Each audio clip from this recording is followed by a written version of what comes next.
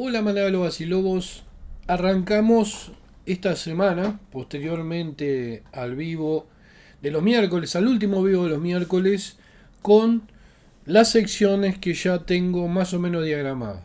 Bueno, ahora sí vamos a este video que es sobre un libro y una película. O sea, el libro y su adaptación cinematográfica. Voy a tratar de más o menos moverme así para poder abarcar las dos cosas en el mismo video. En este caso es Crash. Sexo, metal y accidentes con gente muy mal de la cabeza y del corazón. Y acá hay una frase de Bartolo. El Bartolo no es de Bartolo, la puse yo acá en joda, pero hay gente que colecciona latas de cerveza, otros guardan figuritas y después están los que solo se excitan si chocan el fitito tuneado a 120 por la autopista y le salta el airbag entre las piernas. Bartolo, el mandadero de la pizzería Luisito.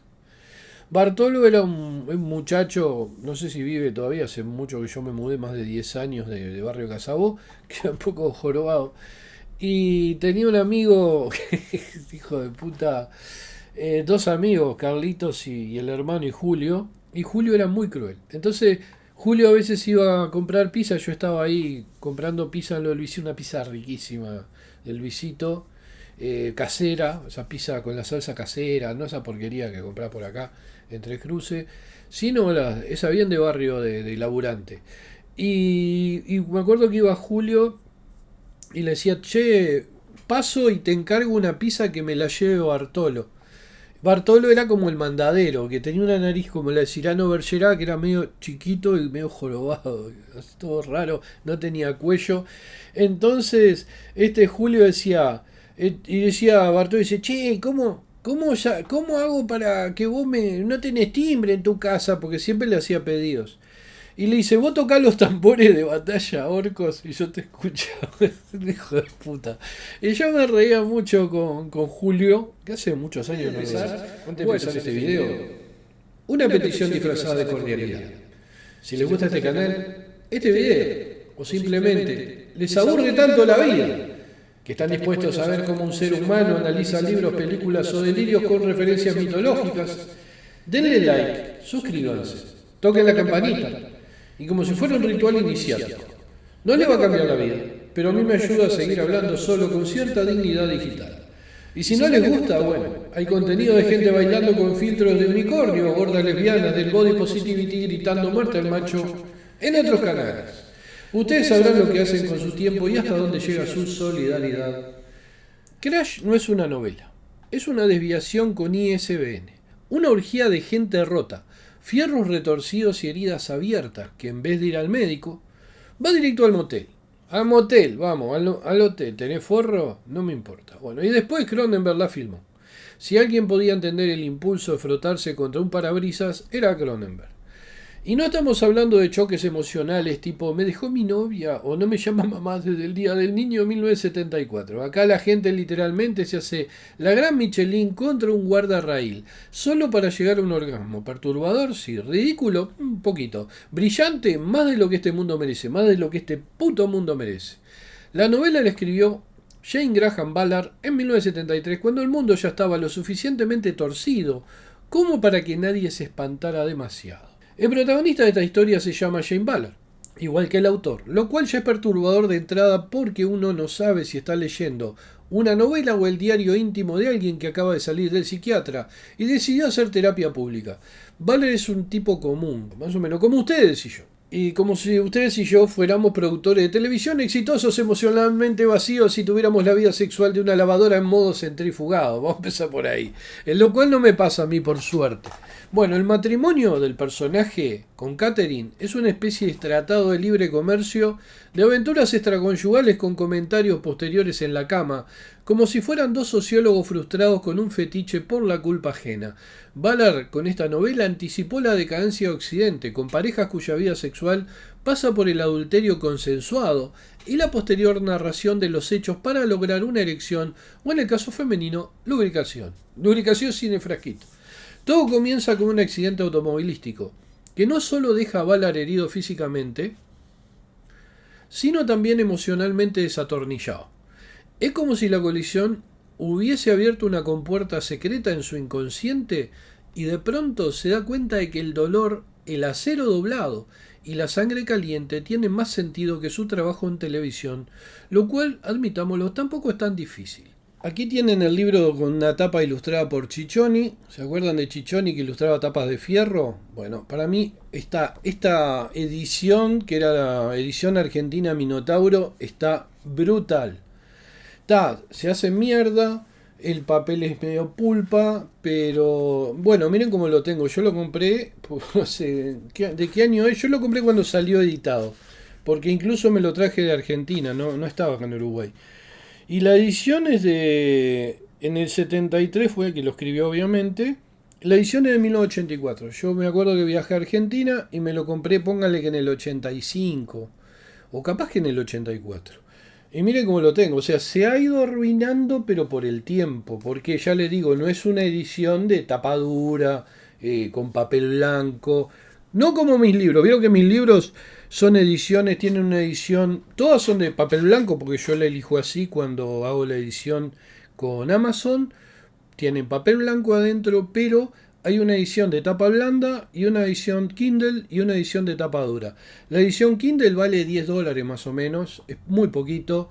Con eso me apoyan y apoyan mi trabajo. En el hospital, el personaje de Ballard conoce a Helen Remington, la viuda del otro coche, o sea, que iba en el otro coche, que muere el conductor, el esposo, que tiene la elegancia robótica de una dama de alta sociedad recién salida de un túnel de lavado emocional.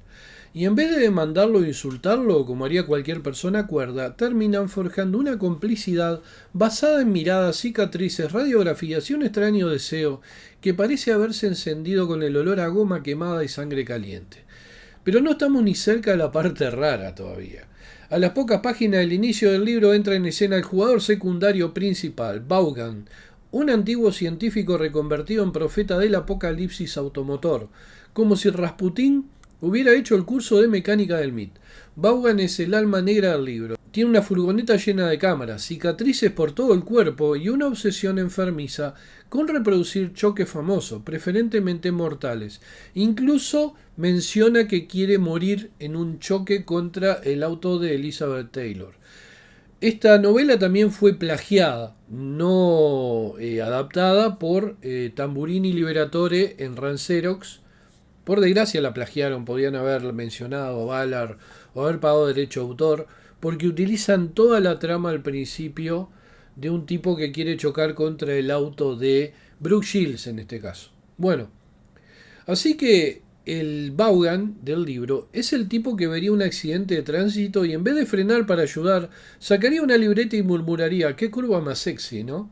Ballard queda fascinado con este individuo, con este sujeto, no solo por su peligrosidad, sino por lo que Vaughan encarna, una forma completamente nueva de entender el deseo, el cuerpo y la tecnología. En el universo de Crash, el placer está mediado por el metal, por la velocidad, por el impacto. Es como si el erotismo humano hubiera evolucionado hacia una nueva especie de misticismo biomecánico, donde la erección solo se logra al ritmo de un airbag explotando.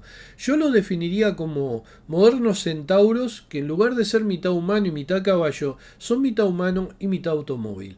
Y entonces, como si el grupo de autoayuda más disfuncional del mundo se hubiera formado espontáneamente, Ballard, Catherine Helen, Vaughan y un puñado de otros fetichistas motorizados comienzan a reunirse, a chocar, a observar, a filmar, a tener sexo en autos destrozados, como si intentaran dar a luz una nueva religión postindustrial con lubricante y traumatismo de cráneo incluido.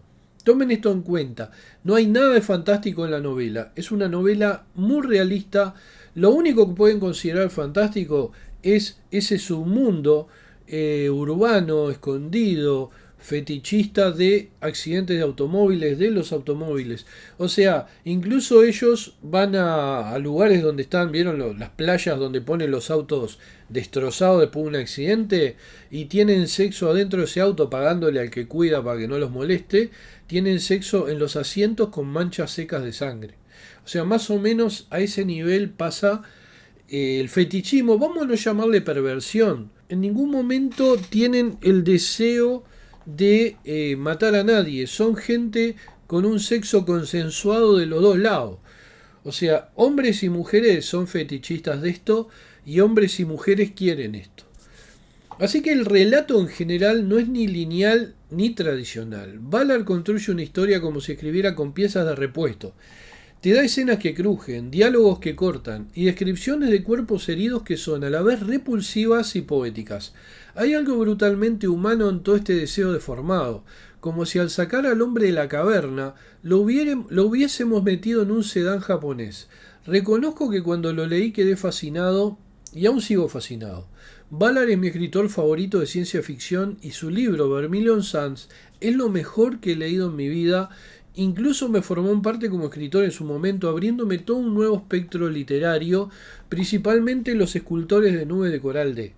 Volviendo a Crash, en el fondo, debajo de toda la perversión de las prótesis y de los cinturones de seguridad usados con fines no homologados, hay una reflexión feroz sobre el vacío existencial de la modernidad, sobre cómo reemplazamos el contacto humano por pantallas, los rituales por tecnología y terminamos deseando el accidente porque es lo único que todavía se sienta real, lo analógico. El accidente entre dos autos y las personas que van adentro, este tipo de personas, no yo que aborrezco todo el tema de los accidentes, pero es como cuando uno lee Bukowski, uno es un administrativo y lee a Bukowski para sentir emociones de cosas que no puede sentir porque no se anima. Bueno, yo no es que no me anime, es que me parecen horribles los accidentes, me parecen cosas muy impactantes, muy impresionantes, me pone muy nervioso. Todo desde que tenemos autos, yo toda mi infancia, mi padre compró un auto cuando estaba ya jodido que tenía cáncer y prácticamente no lo disfrutamos, pues mi abuela lo vendió enseguida que él murió. Entonces, o sea, prácticamente ni se usó el auto y que era un Ford Falcon 3.6, creo un Futura o algo así. 0 kilómetros lo compró y bueno, se lo prestó un amigo, se lo chocó y el amigo era mecánico, entonces lo reparó y se lo terminó comprando a mi abuela por la mitad de lo que salía. Hijo de puta. Amigos, yo no se los recomiendo a los amigos. Son seres siniestros que están ahí pensando, que están ahí cerca de ustedes para robarles las esposas, si están buenas, o quedárseles con dinero o con libros, principalmente con libros. Pero bueno, Crash no es un libro de coches, ni siquiera sobre sexo. Es un libro sobre la colisión final entre el alma humana y el metal frío del siglo XX, y por eso me gustó. Porque justamente es esa colisión del ser humano en esta civilización pervertida con las máquinas. O sea, una especie de tragedia griega en la que los dioses no son olímpicos, sino industriales. General Motors, Ford, Volvo, y en lugar de rayos te lanzan descarga de estática cuando intentás abrir la puerta de tu coche. ¿Nunca le pasó que van a abrir la puerta y le salta un rayito? Bueno, son esos. Son esos dioses malditos. El dios cucú en el caso de nosotros. No hay héroes, no hay redención, no hay moraleja, hay una extraña y brutal honestidad. En un mundo donde todo se ha convertido en espectáculo, solo el accidente sigue siendo auténtico. Y cuando terminás el libro y lo cerrás, con las manos temblorosas, pensás, tal vez yo también me excité una vez viendo un choque, eso me hace enfermo, y Ballard te respondería desde el más allá, no, enfermo no, moderno. Y lo mejor de todo es que existe una película, y es del mago del body terror, David Cronenberg, al que todos afanan y después dicen que son originales. Pero él fue el original. En 1996 Cronenberg, que ya nos había mostrado gente que paría VHS por la panza y televisores que chupaban caras, decide que Crash era el proyecto perfecto para seguir arruinándole el día a los críticos de cine y a la Iglesia Católica. El resultado fue un James Spader con cara de me dejé llevar pero no me arrepiento, que choca y de repente descubre un submundo donde todos tienen más tornillos que hueso. Una Holly Hunter siempre adorable, pero acá con más morbo que un dentista nudista es su amante, o sea, un amante eventual. Y lo más importante y medular, sexo en autos, sexo con cicatrices, sexo con autos y sexo con gente que tiene cicatrices por culpa de chocar en autos. La peli es tan fría como un quirófano en 30 días de noche. La cámara no juzga, observa y te deja a vos que analices y tomes posiciones o elabores conclusiones. Cronenberg no te dice si esto está mal o bien. Solo te muestra gente que ya no puede amar si no hay riesgo de perder una pierna o un brazo. Y la música de Howard Shore, un tipo ultra versátil que no solo trabajó más de una vez con Cronenberg, sino que también nos dio maravillas como la banda sonido del Señor de los Anillos, Filadelfia, Ed Wood, El silencio de los inocentes o Seven. Aquí logró componer algo que suena como si un motor llorara por amor no correspondido. Todo es suave, industrial, húmedo y ligeramente incómodo, como dormir en el asiento trasero de un Peugeot con una hernia y una erección. Las diferencias entre libro y película. Por ejemplo, en el tono, vamos a ver, el tono del libro es clínico sin alma pero con mucha perversión. Y la película de Cronenberg es gélida, elegante y con más miradas que diálogos. El narrador en el libro es un psicópata funcional con carné de conducir. En Cronenberg es una cámara que no parpadea. En la parte de sexo, en Ballard es más implícito, más clínico, como una tesis de medicina pervertida, pero tiene mucha descripción. Es prácticamente casi porno. En Cronenberg es más coreografiado, como si él tuviera carné de conducir, o sea, es más erótico. En la parte de violencia en el libro, brutal, detallada y casi pornográfica. Y en Cronenberg es más sugerida, con luces neón y olor a hospital. La crítica, los buenos críticos dijeron, la modernidad nos convirtió en cyborg calientes o algo así. Y la crítica con Cronenberg fue más sutil, nadie se salva, pero todos se ven bonitos sufriendo. O sea, los detalles curiosos sobre Crash. El libro fue considerado repugnante, incluso por los fans más chotos de Ballard, que solo amaban cosas como el mundo sumergido o el viento en ninguna parte. Y eso que estos tipos suelen leer en moteles después de tener sexo con prostitutas más o menos baratas. Pero es lógico, Ballard tiene etapas más o menos claras, que voy a describir ahora en un ratito. Ballard decía que Crash era una comedia como las de Bergman, pero con airbags. En algunos círculos académicos se considera un tratado sobre el fetichismo postindustrial y en otros material para juicio. Y la película tampoco la pasó tan bien antes de volverse de culto, vamos a aclararlo. Fue prohibida en Westminster, en Londres, como si fuera una especie de plaga moral. En Cannes algunos lo aplaudieron de pie y otros pidieron exorcismo. Cronenberg dijo que Crash era su película más romántica, lo que dice mucho de las citas de Cronenberg, son complicadas. Crash no es una historia con moraleja, es un experimento, una radiografía del alma. Después de pasar por un peaje a 150 kilómetros por hora, Ballard te agarra de la nuca y te dice, mirá lo que hiciste con la modernidad, degenerado de mierda. Cronenberg lo filma como si fuera un ballet entre acero y carne. Y nosotros, como voyeurs, sin remedio, nos sentamos o a leer o a mirar y nos revolvemos en la butaca o en el sillón y seguimos mirando. Porque tal vez en algún lugar entre el deseo, el dolor, la muerte y el metal esté lo único honesto que nos va quedando. Pero para comprender Crash, tenemos que conocer las etapas literarias de Ballard, que las tuvo como Lovecraft. Saben que Lovecraft tuvo tres etapas muy marcadas. La primera, que es la de Edgar Allan Poe, donde él hace cosas como las ratas en las paredes, cosas así. Después pasa a una etapa dunzaniana, donde escribe el ciclo de aventuras oníricas de Randall Carter, La maldición de Sarnath. Y en ese momento Lovecraft tiene como una especie de déjà vu o de mea culpa y dice, ¿dónde estoy yo? ¿Dónde está Lovecraft en esto que estoy escribiendo? Y ahí crea los mitos del Chulú. Entonces ahí tenemos tres etapas muy marcadas. Y Ballard también tiene, como gran escritor que es y como todos los artistas que no son mainstream, tienen etapas. Que por ejemplo no las tiene Stephen King. Siempre hizo lo mismo de la misma forma. O sea, si ustedes agarran los libros más viejos de Stephen King y los libros más nuevos de Stephen King, bueno, lo que van a lograr es descubrir que era mejor escritor antes que ahora. O sea que lo que hizo fue cada vez volverse más comercial, más mainstream. En el caso de escritores como Lovecraft o Ballard han evolucionado. Lo último de Lovecraft son los mitos de Chulú, lo que lo hizo famoso, lo que nos dejó a todos impactados y nos volvió fanáticos de Lovecraft. Y en el caso de Ballard también. Miren, las etapas literarias de Ballard. La primera yo le podría llamar la etapa cataclísmica, que es la elemental. O sea, también conocida como Todo se va al demonio, pero con dignidad británica. En sus comienzos Ballard tenía una obsesión enfermiza con el clima. Pero no del tipo que te hace hablar del pronóstico en el ascensor o con la empleada de tu suegro, sino del que transforma el planeta en una metáfora freudiana gigantesca. Publica novelas como El mundo sumergido, El mundo de cristal y El viento de ninguna parte, donde lo único que no se derrumba es su fe en que el apocalipsis y puede tener cierta elegancia. Cada libro tiene un elemento como protagonista, agua, viento, cristal. O sea, Valar es como el Capitán Planeta. ¿Se acuerdan del Capitán? Lo horrible, qué dibujo horrible, pero con traumas de infancia y una beca de arte conceptual. En estos relatos y novelas, la catástrofe no destruye, transforma. La humanidad no lucha por sobrevivir, simplemente acepta que se va a derretir, secar o volver transparente, como si fuera parte del plan de evolución darwiniana post-punk. Después viene la etapa del colapso social, o sea, la segunda parte, ¿no?, de la etapa de Valar, que venía a ser como el urbanismo patológico.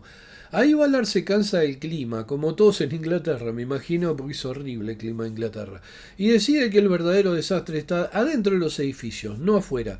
Así llega a la isla de cemento, rascacielos y Crash. Los tengo ahí atrás todos, donde los personajes viven en estructuras modernistas que son básicamente máquinas de fabricar neurosis. El protagonista ya no teme al meteorito, el viento, la inundación o la sequía. Teme al ascensor que no baja, o a los vecinos del piso 34 que organizan orgías caníbales con estufas portátiles y escaleras de incendio.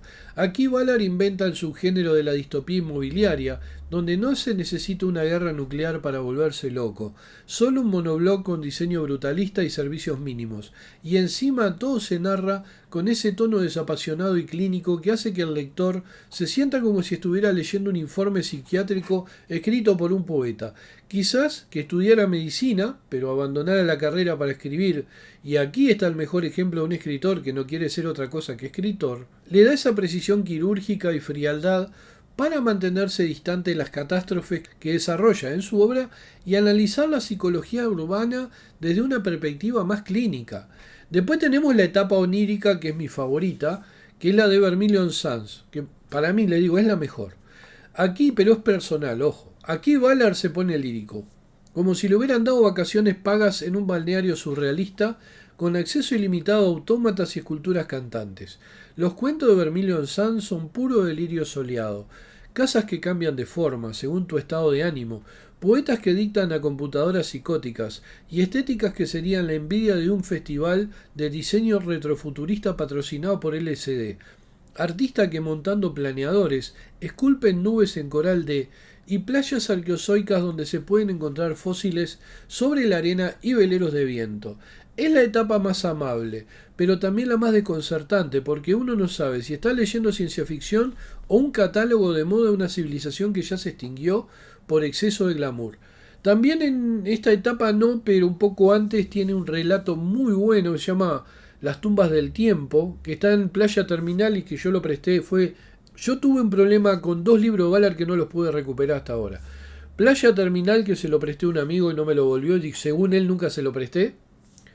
Y otro es Las voces del tiempo, que es brutal, y ese me lo robaron de la biblioteca.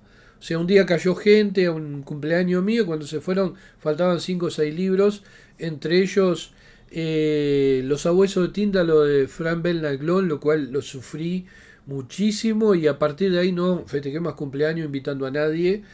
Y el otro fue Las voces del tiempo de Valar. También hubo otros, pero no me importaron tanto. Pero esos 2 libros, la verdad que los recontra sufrí y los sigo sufriendo. En Playa Terminal hay un relato que se llama Las tumbas del tiempo, que son unos saqueadores de tumbas en un planeta lejano, humanos, que saquean tumbas de una especie que ya se había extinguido. Esa especie dejó en cada tumba una grabación con la personalidad y hologramas de la persona que murió en esa tumba, que no son humanos, obviamente. Pero el protagonista se enamora de la imagen de una de las muertas y es ilegal. Ellos la roban y después las trafican. Está brutal. Bueno, así que, volviendo a Vermilion Sun, es como si Valar dijera, bueno, ya destruí la Tierra, ahora déjenme inventar una donde el apocalipsis venga con cócteles y concursos de poesía asistida por IA. Porque hay uno de los relatos es de una casa inteligente que tiene una inteligencia artificial y empieza a tomar demasiadas atribuciones. Bueno, después tenemos la etapa del estallido interior, que es la decadencia espacial, que es la última etapa. Algo así como el universo ya murió, pero vamos a verlo filmando. Vamos a filmar las ruinas. Y llegamos al Valar que rompe el espejo de la realidad y se lo clava en la frente. Acá todo es experimental, incómodo y bellamente enfermo. Obras como La exhibición de las atrocidades y mitos del futuro próximo muestran un mundo en el que la tecnología no sirve para avanzar, sino para excitar al inconsciente colectivo hasta que todos sueñen en VHS derretido.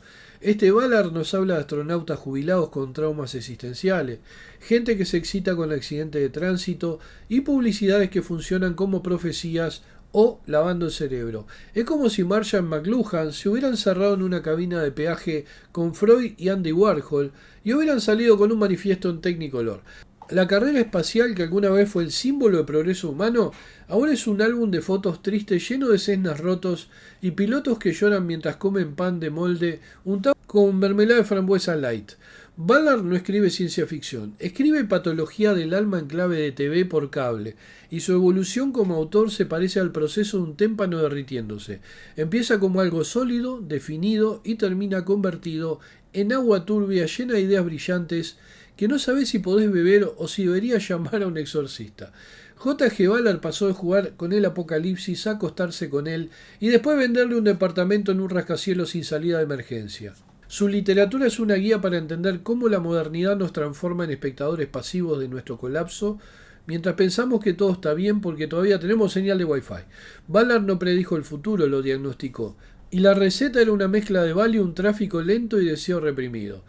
It seems to me that what most of us have to fear for the future is not that something terrible is going to happen, but rather that nothing is going to happen, that we may live, or my children may well live, in a boring world. Ahora vamos a hacer un análisis junguiano y freudiano de Crash. Vamos a poner a Crash en el diván.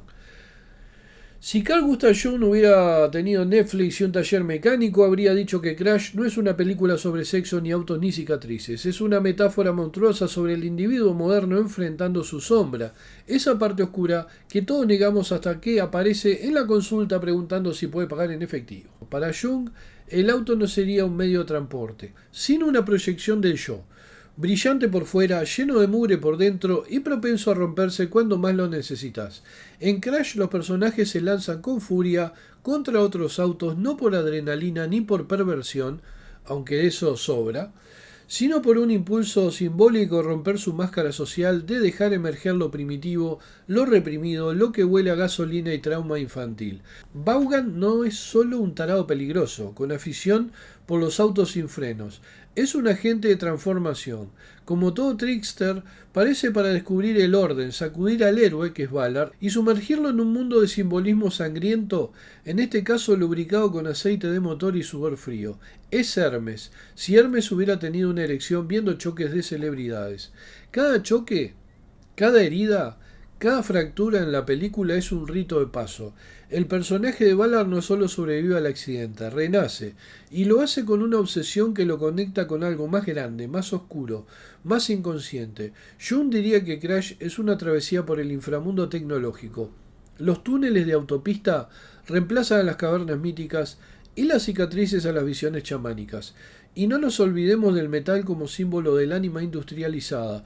El deseo ya no es por la mujer, sino por la estructura que la envuelve. El cuerpo femenino deviene en una extensión del auto, una curva de acero. La sexualidad está mediada por la máquina. Freud se revolvería en su tumba o se masturbaría. No estamos seguros, y más si el auto se parece a la hermana. Bueno, y por esto último vamos a analizar la obra desde el punto de vista de Freud. Ya que estamos, ya que lo hicimos con la sombra, Jung, hagámoslo con Freud y todo su trauma con la madre. Ese viejo vienés con traumas con la hermana y la madre, con bigote recortado, viera Crash, se levantaría su sillón de cuero gritando: esto lo inventé yo, malditos degenerados, plagio, plagio. Porque si hay una obra que transpira pulsión de muerte, regresión oral, simbolismo fálico y trauma edípico, con GPS incluido, es esta. Para Freud, un auto es un falo, pero también es una vagina. Y también la madre, y el padre, y la hermana, y los amigos, y los que pasan por la vereda de frente al consultorio.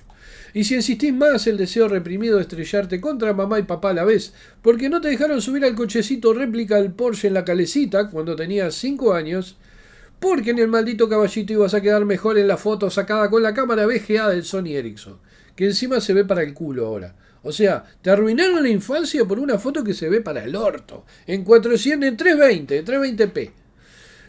Los personajes de Crash buscan el orgasmo a través del peligro porque han perdido el acceso al deseo genuino.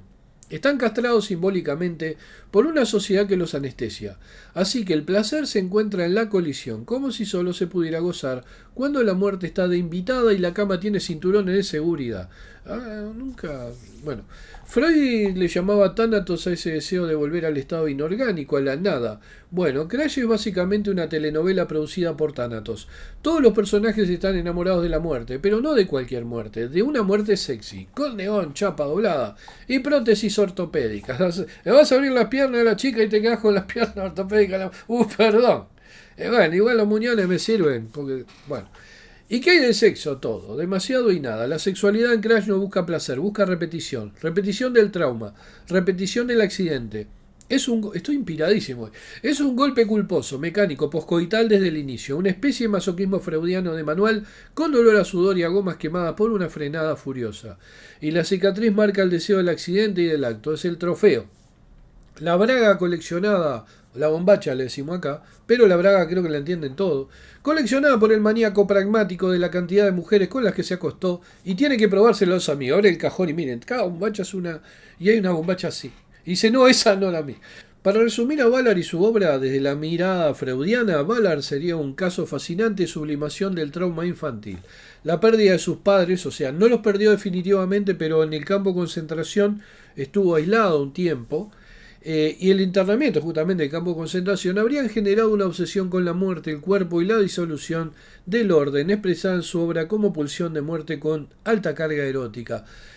A él le gustaba una mujer casada, que creo que estaba sola o no me acuerdo, está en el libro de él y en la película de Spielberg, que la película es una versión súper edulcorada del libro, que es El Imperio del Sol, libro que no tengo, ese fue uno de los que presté y no me devolvieron, pero no me importó. Es el más famoso, pero para mi gusto es el peor. Porque es muy bestseller. No me gustó mucho. Él, por ejemplo, estaba como erotizado, porque era un preadolescente.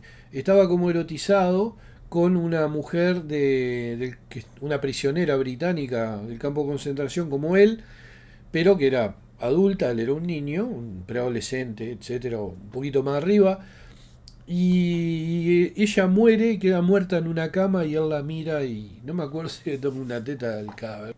Por eso para él este libro implica una pulsión de muerte con alta carga erótica, pero desde una perspectiva junguiana, Ballard parecería haber quedado atrapado en un viaje de individuación truncada, proyectando arquetipos sombríos, o sea, la sombra, el thriller tecnológico, la muerte redentora, en un mundo moderno que ha perdido el contacto con el mito, lo onírico y lo simbólico. Y ojo, esto lo hizo en los 70. Imagínense en Ballard, hoy ya murió por desgracia hace años de un cáncer en la próstata, pero imagínense lo que hubiera sido Ballard hoy, en esta realidad. Primero lo habrían cancelado seguramente, como pasó con China Miéville. La obra de Ballard sería una búsqueda del alma en un paisaje de autopistas y catástrofes. Y sobre los que están viendo este video, para terminar este video, si alguna vez se excitaron observando a la vecina o al vecino, sacando y entrando el auto en el garage, lo sacan y lo toman todo como algo erótico, onda, el auto entrando en el garage, el auto saliendo del garage, creo que tiene un grave problema. Pero no importa, creo que todos tenemos un grave problema. Creo que todos los que estamos en este canal tenemos un grave problema. Y el grave problema es pensar, es usar el cerebro, es leer, es buscar respuestas. Ese es un enorme problema, lobos y lobas. Gracias a las lobas y lobos por apoyar este canal. Cleopatra, Lucas Mar, Ricardo Pérez Campos, Lasker, Víctor Isaía, Moría Mía, Curtosis, Tusoft 2010, Diana San, José MLG, Cartucho el Perro Trucho, Rolo Tomasi y Nazarena, mi amor y compañera. Y gracias a Elizabeth Hernández, Ricardo Pérez Campos y Alex Aguilera por sus donaciones por PayPal. Bueno, se terminó este video. Me gusta, compartan, comenten. Espero que les haya gustado. comenten abajo, pero siempre den me gusta. Veo muchas vistas y poco me gusta. No sean vagos. Es fácil, me gusta. Y sigan mi canal en Twitch, mi Instagram, etcétera. Nos vemos en el próximo video. Dan Ciudaño. And I think that combination of science and the imagination is very close to my own writing, and of course it has many affinities with science fiction itself. In many ways, I believe that science fiction is the authentic literature of the 20th century. I think it's unfortunate that science fiction is boxed off into its own little compartment.